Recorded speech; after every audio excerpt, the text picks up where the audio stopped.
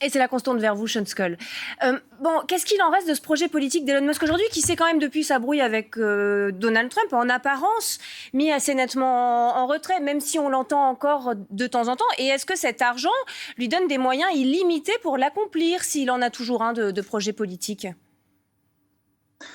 Oui, alors vous rappelez déjà l'histoire d'Elon Musk, c'est quand même celui qui a fait briser le tabou de la Silicon Valley, qui, je le rappelle, tous les géants de la tech de la Silicon Valley étaient pro-démocrates. Donc, et aussi à l'époque, Elon Musk était un fervent soutien d'Obama aussi.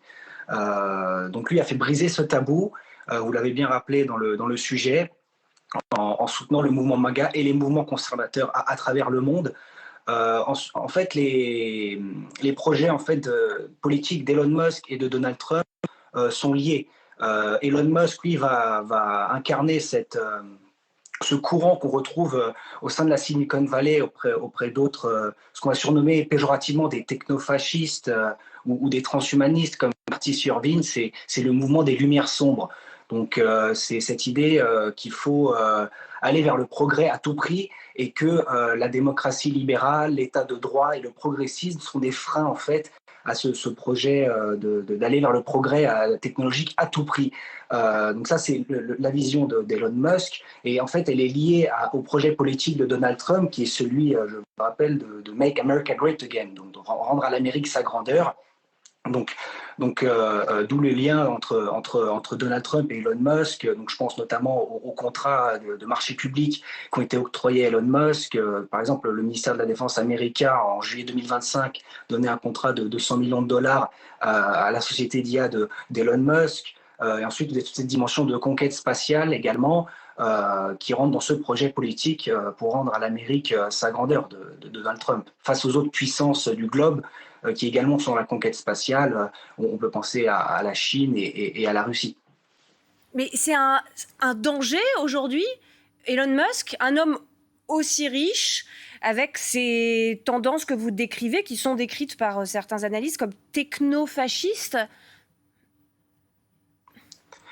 Oui, c'est une bonne question. Après, le technofascisme reste un terme péjoratif, mais c'est une vision du monde ultra libérale. Et on peut faire un parallèle avec, et vous l'avez rappelé dans le sujet, que Musk est le premier trillionnaire de l'histoire, par capitalisation, je le rappelle. Et on pourrait faire un parallèle avec un autre moment historique aux États-Unis d'Amérique, qui était la fin du 19e siècle, qui était surnommé le Gilded Age, où vous aviez un capitalisme débridé et des grands pontes, des grands capitaines d'industrie dans le domaine des chemins de fer, de l'acier par exemple, qui dominaient l'économie américaine. Oui, mais est-ce que c'est un danger? Enfin, pardon, je répète ma question, mais quand on voit que, eh bien, il finance des mouvements, notamment en Europe, des mouvements d'extrême droite, qu'il appelle plus ou moins ouvertement aux émeutes, comme il vient de le faire pour Belfast, et qu'aujourd'hui, il a ces sommes d'argent illimitées. Enfin, la question, quand même, nous préoccupe au premier plan, si l'on peut dire.